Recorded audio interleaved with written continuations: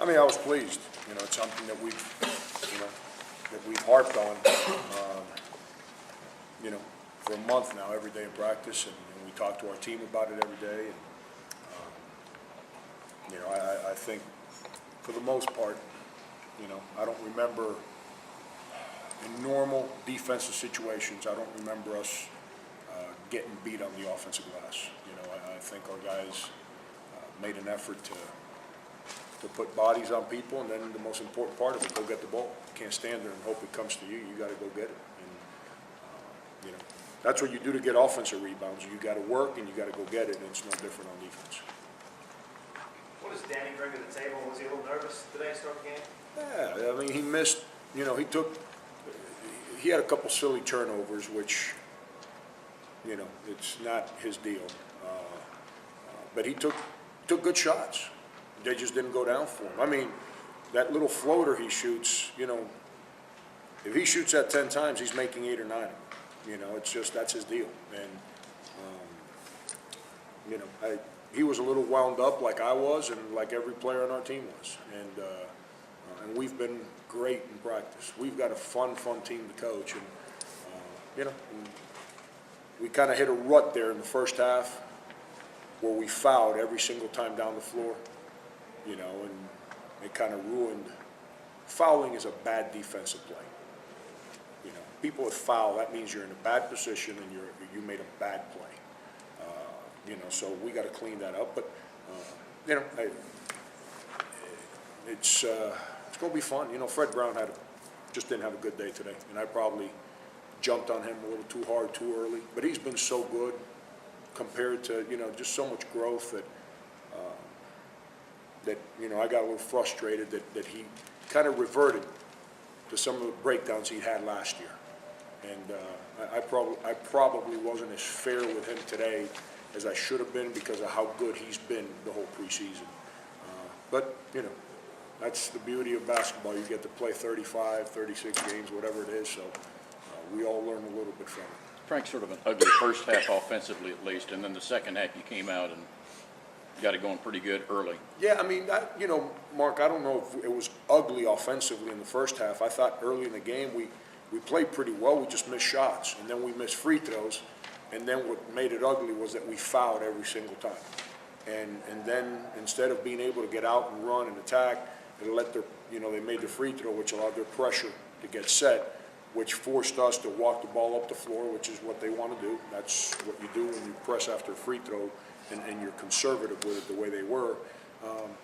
You know, and then, you know, I didn't call any offensive sets today. We ran our motion game. It's like I told the players, come February 28th, every single set we got, every team in our league knows what it is.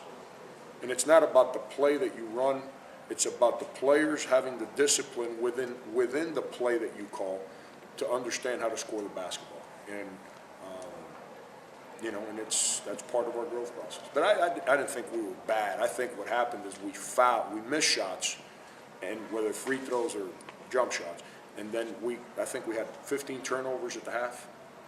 Now, that's just ridiculous. That's bad. Washburn is still like 3 of 22 or something field goals until the last couple of minutes. And you said you fouled a lot, so maybe you answered the question, but that still had to be some decent defense at times. No, yeah, absolutely. And I told our players that word for word, what you just said. When we sat down and we did what we rehearsed for 4 weeks of practice, you know, yeah, they got 3 or 4 backdoor layups, which you kind of going to have to live with the way we guard. As long as for every one of those they get, you force them into 7 or 8 possessions the way we want them to play. And you know, when we didn't foul, I thought we did a decent job defensively. You know, but fouling, like I said, that's a bad defensive play.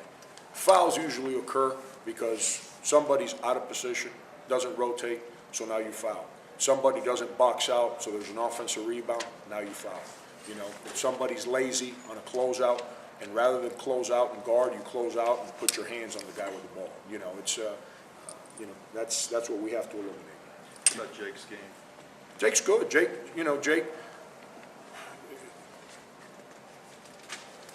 has to understand, which has been my battle with him for over a year now. that it's not just about scoring the basketball. You know, it's about making plays. And, you know, I don't know if you guys saw him, but he's playing very confident offensively right now.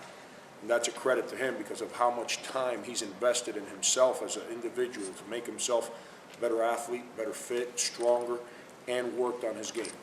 And, you know, and as the year continues, you know, he's accepted the responsibility of being a featured player on a basketball team. You know, and a lot of guys run away from that. A lot of guys love being that secondary player, and then when it's their turn, they go and hide. You know, he's accepted that. So now he's going to have to grow, because it's like I tell him, just because you're at the 2 sometime now, doesn't mean that you're a shooter.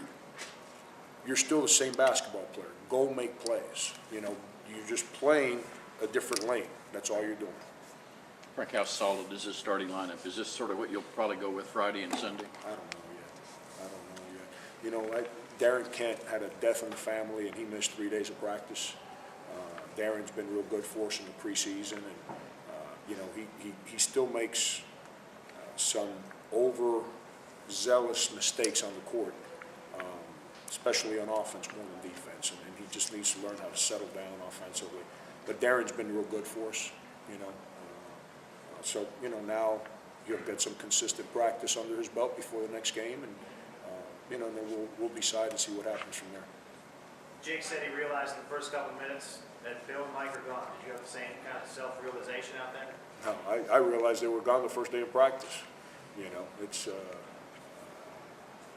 you know, it's like I told the players. You know, they're one of us. You know, we miss them. You know, those guys came in here and they didn't play for them; they played for us, and they were part of trying to make everyone in that locker room grow last year. They didn't go in that locker room and complain and say, "Man, throw me the ball. I ain't getting my shot." They never did that. They could have. They were both pros. They had the right to do that sometimes, and they never did that.